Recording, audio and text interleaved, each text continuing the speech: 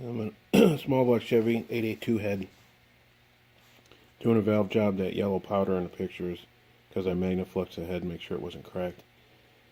I'm going to do one exhaust seat now. I got the stone type. I'm going to cut the 45 in there now.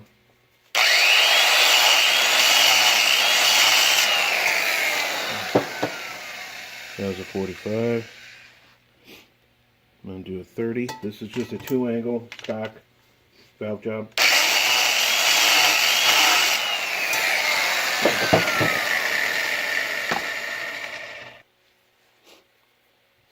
I cut that one.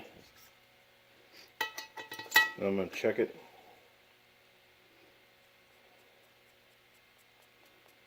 I'll show you how in just a second.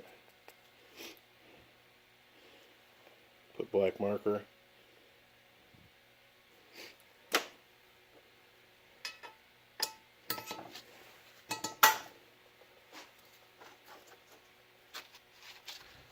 I want to spin it.